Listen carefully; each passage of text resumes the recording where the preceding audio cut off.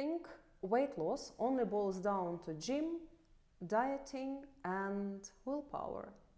That's a myth. Sometimes overeating has less to do with willpower and self-control and more to do with stress, anxiety, brain reward pathways and long-term metabolic problems. Here is why unconventional strategies can work when classic diets fall short. My name is Olga Onoshcenko. I'm a psychotherapist, nutritionist, personal trainer, and I've got a PhD from the University of Sheffield. This channel helps you lose weight without stress and improve your physical and mental health. So I highly recommend you to subscribe, sincerely recommend you to subscribe if you struggle with extra weight.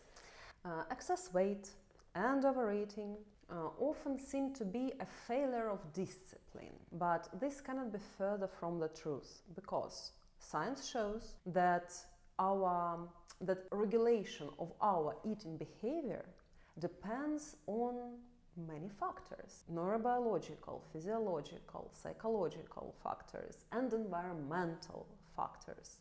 That's why one method may work brilliantly for some and be damaging or simply ineffective for others. In order to work with weight loss, we need to understand where extra weight is coming from. What is exactly the root cause of your extra weight? And there can be a lot of them.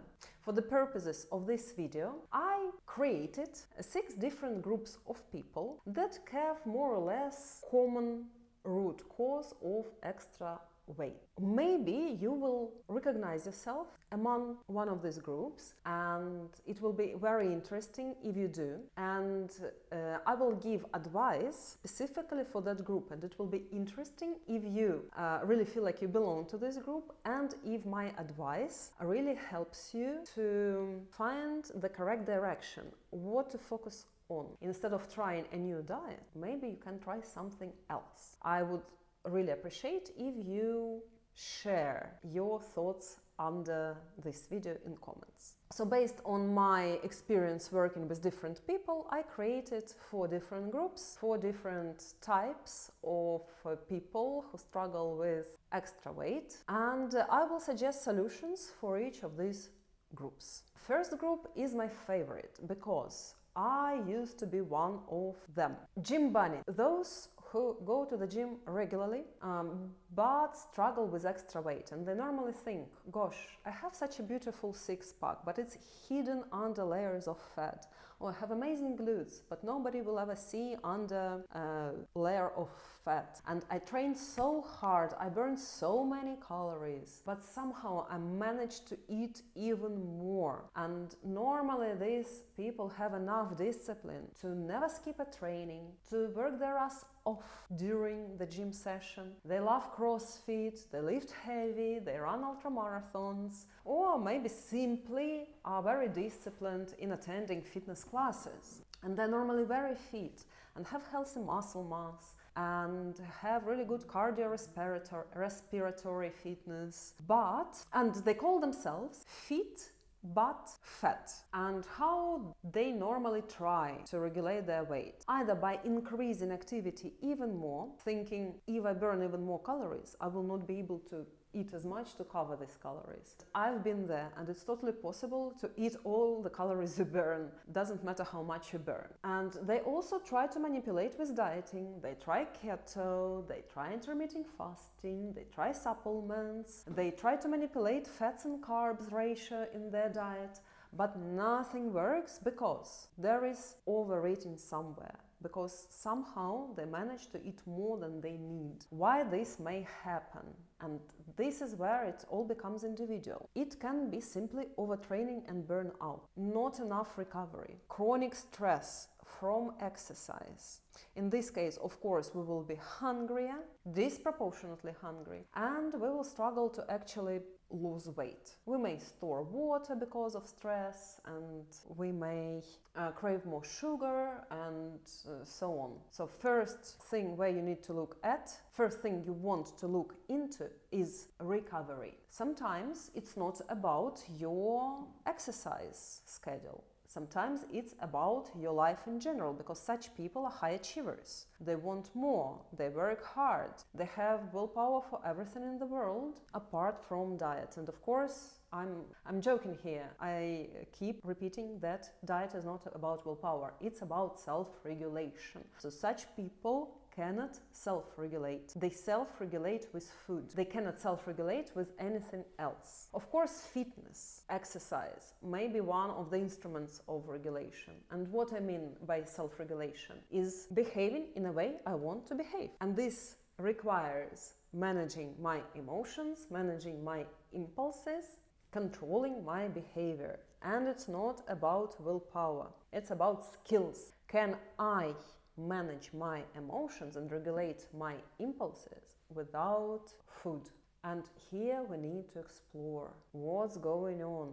If we regularly eat more than we need, if we eat past satiety, when does it happen? How does it happen? What are our thoughts during, before that? What are emotions during and before that? What are the triggers? For example, I used to overeat after a very hard day in the gym and at work. And when I worked at the gym, I would come after my 10th client and I would eat more than I need and would go to sleep with heavy stomach. And I couldn't find a way to stop, just rationally stop, because I control my behavior, because I know rationally that eating more is bad for me, more than I need. Because at this time my mind and body are so exhausted and need rest that I cannot control myself. And in this case, what I needed to do, to first cut down my training sessions with clients, not to come back home that late, and manage my energy on a daily basis. And when I come back home, go not to the fridge, for example, but straight to the shower and to bed. This is just a rough example of me personally, but there are as many different cases and solutions as there are people, so it's all highly individual. I still want to generalize this group of people because normally they have common thinking patterns. I'm not enough, I'm not doing enough, I'm guilty. They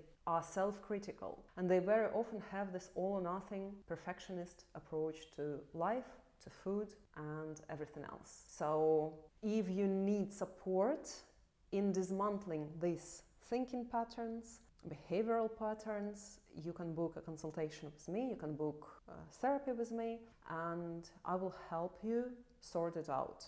Because again, when we are stressed, tired, overworked, our brain reward system is super activated and cravings are intense, and prefrontal cortex is off. Prefrontal cortex is the area of brain that is responsible for our self-control, for making rational decisions. For example, this cookie is bad for me, therefore I will not eat it. Next group of people, group number 2, are quite opposite. They are people who never exercised and who do not exercise, and they hate exercising, and they are sedentary. And I'm not judgmental here, because it's easy to... I'm lucky because I've been competing in gymnastics for 10 years in childhood. So I feel at home in the gym. But many people feel awkward, feel insecure when it comes to physical activity. And where there is danger, there is no easy way to make a habit out of it. But you need to do something with it, because if you are inactive, and especially if you are a small-sized woman, and you do not have cardiorespiratory fitness or healthy muscle mass, then your daily calorie burn is very low. And this means that in order to lose weight, you need to be super disciplined with your food, super precise, because you don't have enough space, enough room for making mistakes or allowing yourself something calorific like a piece of cake. And some people manage it and do lose weight without getting into fitness. But first, this is not optimal, this is not health. Even if you do not have extra weight but you're not fit, your health is still not optimal. We need good cardiorespiratory fitness, we need healthy muscle mass in order to achieve optimal health. But also it's very hard to deal with your weight if you are not fit. Moreover, you may feel sluggish daily, your energy levels are low, so you're less likely to move and you're less likely to burn your calories. And then that's also not really convenient in life. You may feel out of breath when you take stairs. If you're old and if you have kids, you cannot lift them up. If you want to play with kids, and if you're a grandma or granddad, then also you have limited abilities. Of course, sometimes that's due to factors that we are not in control of, but more often than not, but very often, everything is in our hands. So apart from low calorie burn, we also lack an important metabolic organ, muscle. Why it is metabolic organ? Because muscle tissue serve as depot for extra glucose. The glucose that comes to our body from food is burned to energy, but if we do not burn enough energy immediately, it goes down to muscle and liver and lays down as glycogen in order to be used later for energy. If we do not have enough muscle mass, then we have limited storage capacity. This negatively influences our metabolism. This makes weight loss harder. This makes our health worse. It makes us more insulin resistant with time, and our blood glucose regulation is compromised. What to do? Start by increasing your baseline daily activity. Add 1,000 steps, add 2,000 steps. I do not suggest getting straight into gym, getting a personal trainer, becoming a gym bunny, like that. That can be a gradual process. You may build some strength and stamina at home, doing home exercise or walking outside, brisk walk.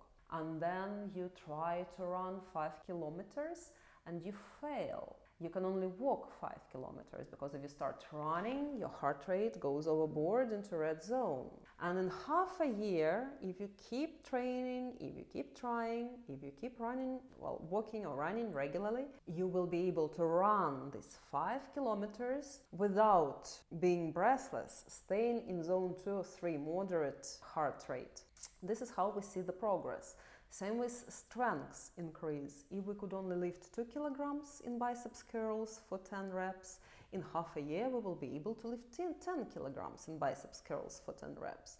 This is roughly how fitness progress looks like. And when you are fitter, your metabolism is better and it's easier for you to lose weight and be healthy.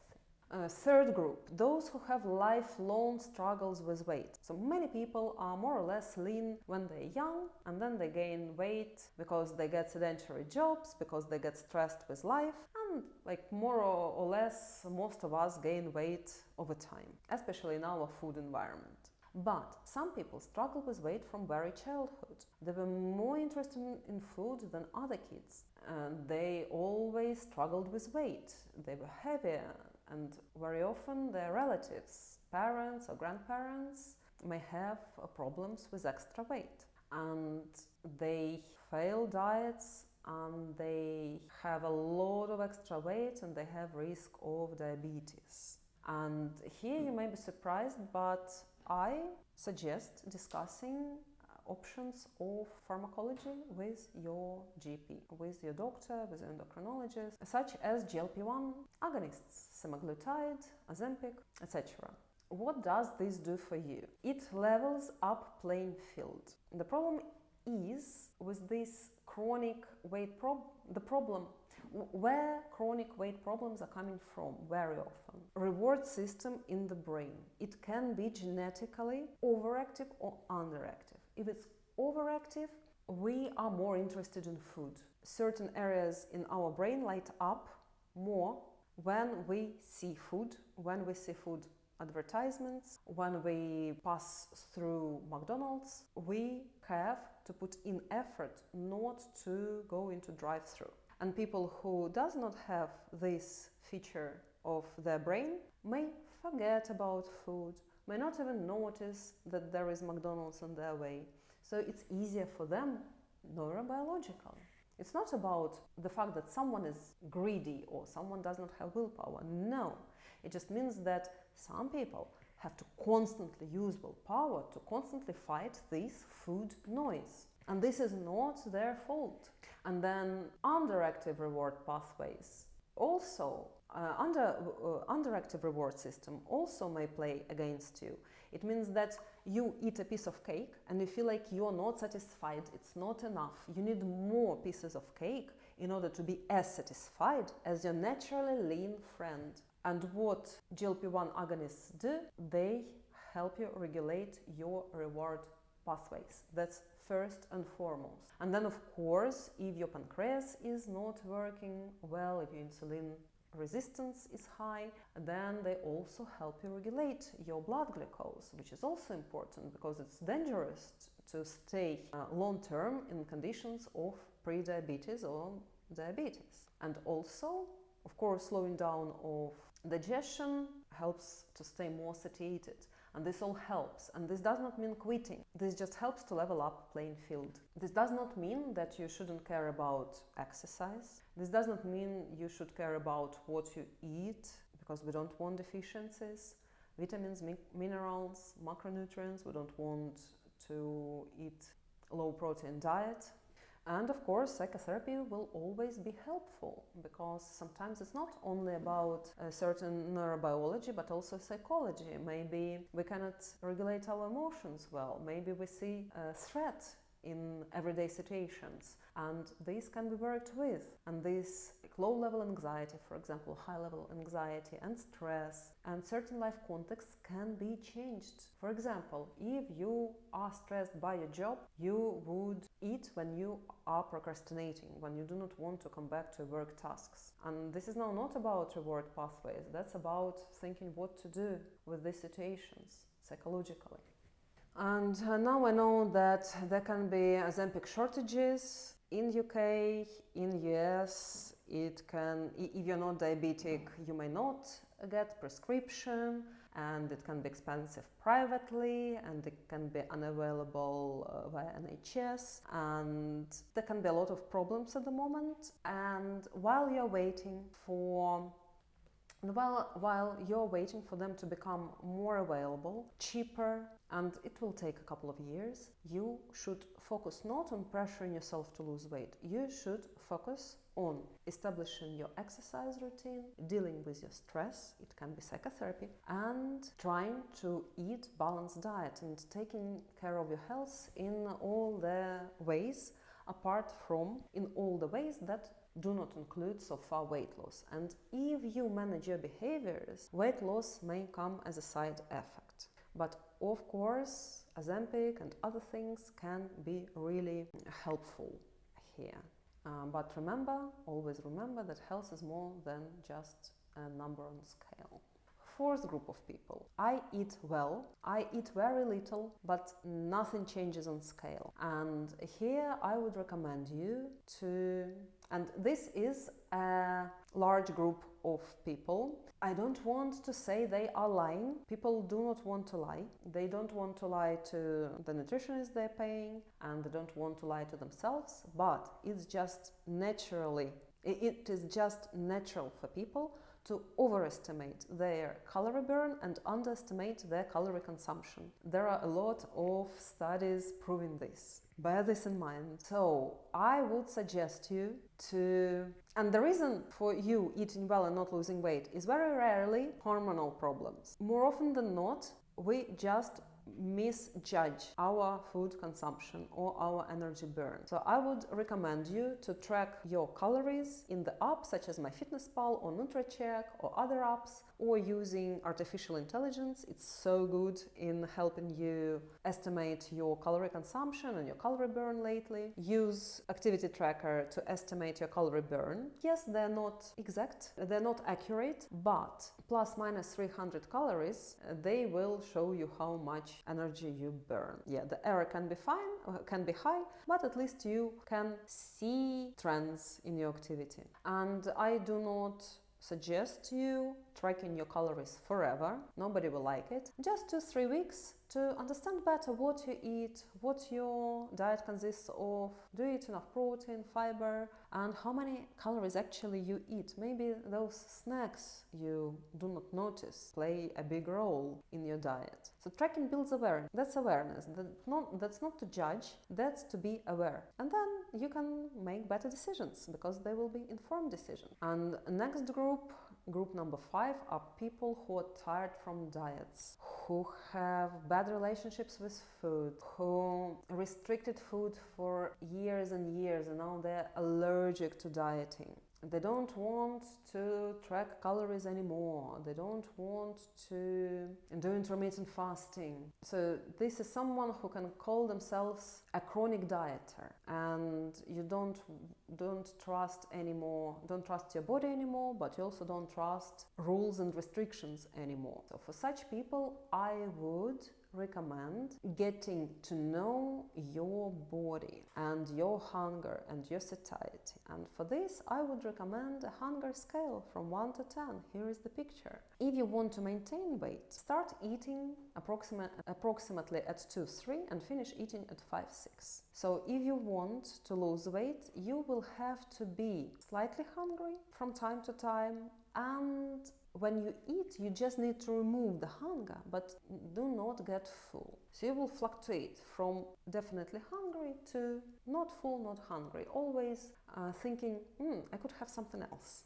And if you want to maintain weight, then you can fluctuate between 3-4 gentle hunger to 6-7 comfortable fullness. And this is a very approximate hunger scale. Everybody is individual. Someone will feel irritated at 2, but some will feel light and happy at 2. Someone feels terrible discomfort at 8, but some loves that feeling of heavy stomach at the level of 8. So create your own scale of hunger and satiety and get to know your body. Get to know your hunger. Become friends with your hunger and see how much you eat and how this fills you up. This will restore connection with your body. This will build trust with your body. This lowers risk of binging. Of course, if you have already certain personality traits such as perfectionism or self-criticism, like this scale is like not the most helpful tool.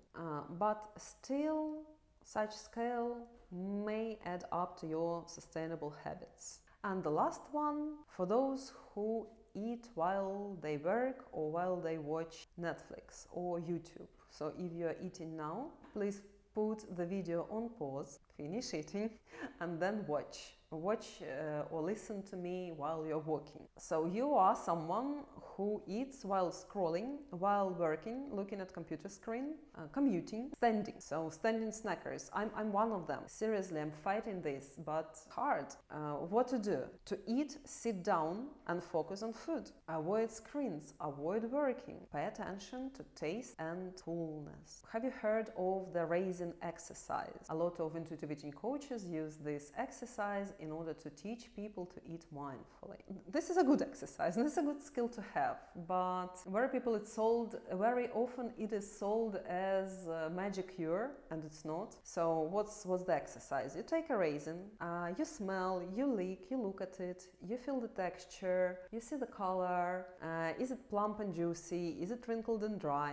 Then you put it into mouth and you try to notice the texture, just pressing with your tongue, and maybe notice a taste without biting yet. And then you bite and you chew slowly, noticing the flavor and taste, whether it's on the sweeter side or not so sweet. Maybe there is a bit of sourness in it or not at all. So this takes a couple of minutes and it teaches you to be more attentive to what you eat, to how you eat, to notice different notes of smell, of taste, of flavor. A very useful exercise. It's not cure at all, but I think more practical advice is to focus on your eating. Focus on food, focus on how your stomach is getting full. Notice how you slow down, Notice how satiety signals come sooner, because we need more time for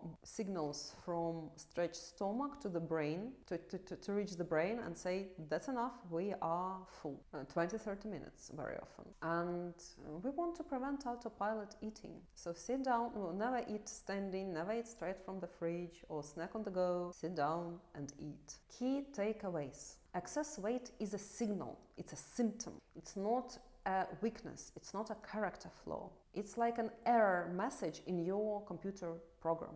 It shows the system isn't running smoothly. The cause could be stress, lack of recovery, hormonal issues, and lack of self-regulation skills, lack of emotional regulation. And then if a method doesn't work, it's not your fault. If intermittent fasting didn't work for you, it's not your fault. There is nothing wrong with you. There is something wrong with method.